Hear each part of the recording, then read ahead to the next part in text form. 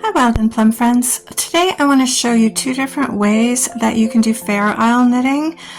One way uses both hands, one way just uses the left hand. Now if you hold your yarn in your right hand, then you're knitting the English way. In the United States I see a lot of people doing it that way. I was taught by my German aunt, so I hold the yarn in my left hand when I'm knitting. That's the continental way. I'll show you what I mean by that. So I knitted this little swatch of ribbing, and I'm gonna do some Fair Isle with white and red. But let me just show you for a start how I knit. In fact, I'll just do a row of white so you can see what I mean by me holding the yarn in my left hand. So I hold it over here when I knit, and I'll do a row of just knit stitches. So you can see I'm wrapping with my left finger, my left index finger, to go across that way. Now I'm turning this ribbing into stockinette. It's going to spread a little bit, but that's okay. It doesn't matter for this project.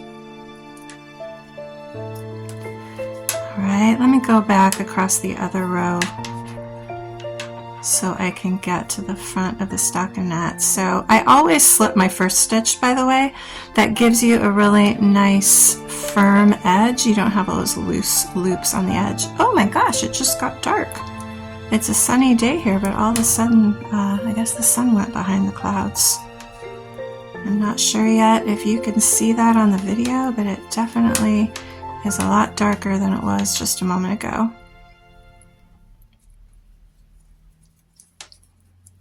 Okay, so I'm going back across with purl stitches. I got to that first loose stitch. Let me tighten that up a little bit. Okay, now I'm going to introduce a second color. I'm going to introduce the red, and I think I'm just going to do back and forth, a white, a red, a white, a red. So I'm going to tighten that up. It's a loose end, so I always want to come out. Okay, so I'm going to slip that first stitch like I always do. Now I'm going to introduce the red. The first way I'll show you is if you hold both strands with your left hand. You can hold them like this. And what I like to do is sort of keep them between, like on either side of this finger. So I'm going to go ahead, I'm going to knit the red.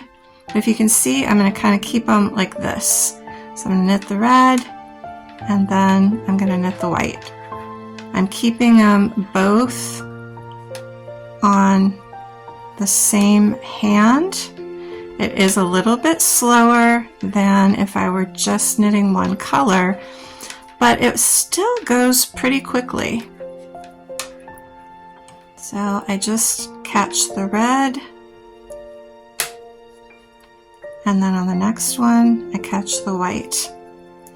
So this is not a bad way to do it. Remember, when you're doing Fair Isle, you want to keep your carries somewhat loose. It's very common for people to do their carries back here a little tight, and then their Fair Isle pulls. Alright, I'm going to finish going across this way, and it's actually okay if they twist, you know, whether it's this way or that way. It doesn't really matter. It's going to be on the back side. But this is one way to do it, where you just find your comfortable way to keep bouncing back and forth between the two colors.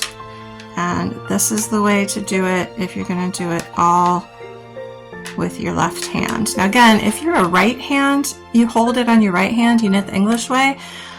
I've never done it that way with two strands. You'd have to experiment to see how that works for you. I'm going to go back across. I like showing you how to do things from the front side because it looks a little prettier. Always make sure you twist them on the edge so that you don't end up with any nasty holes. So I'm just going to go back across. Well, actually, no, let's go ahead and we'll do Fair Isle going back the other way too, and I'll do it with the same, with my left hand holding.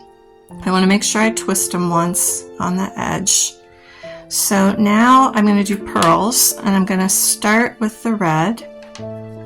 So I purl the red and then purl the white.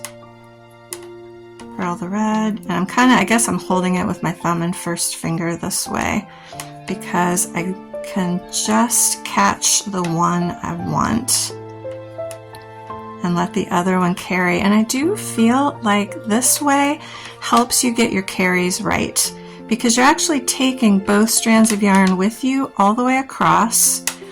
And I find that, yeah, my carries are neither too tight nor too loose when I do it this way. Now, if you're really determined you don't want to have your yarn like crossing each other back here, you can make sure, okay, I always have the white on top and the red on the bottom, or vice versa. I find I don't really care. It doesn't make that big of a difference if they swap places a little bit. Ooh, that's dangerous. I should have left more of a tail there. Glad this is just a tutorial and I'm not actually going to use this. Okay, got all the way back across. Now I'm going to show you the two-hand way. I'm a little bit more clumsy with this because I never hold the yarn with my right hand. But once you practice this a little bit, it does get easier. So I'm going to keep the red in my right hand and the white in my left hand. And this is the way I'm going to do that. So, oh, you always want to twist them. Oh, they are twisted. Okay. So I'm going to do white, and then I'm going to do red. And I'm going to, again, I never do this with my right hand, but I'm going to bring it up, over. I'm so clumsy with my right hand. And knit it that way. And then left, and then right. I promise it does get easier as you practice this. Left hand, do that right hand English way. Carrying with your right hand just requires a bigger movement because you have to bring your whole hand over. But when you are doing a lot of Fair Isle, learning to do both left and right hands makes the Fair Isle go so much more quickly. And I'll do it across the back as well so you can see. This way, doing it with two hands, I don't think it's quite as easy to get your carries exactly right. It's easier to make them too tight this way, but if you're aware of that, you can compensate for it. Okay, so I'm going to go across the back now. Always make sure that they twist on the ends so that you don't get a hole between the last two stitches. You know what? On the back side, I always do it with one hand. I always do it with one hand on the back side because it's so easy to do it this way when you're purling. Just keep them both between your thumb and your first finger, and it's so easy to just go across like that. You can, catch just the one you want and just carry the other one across with you.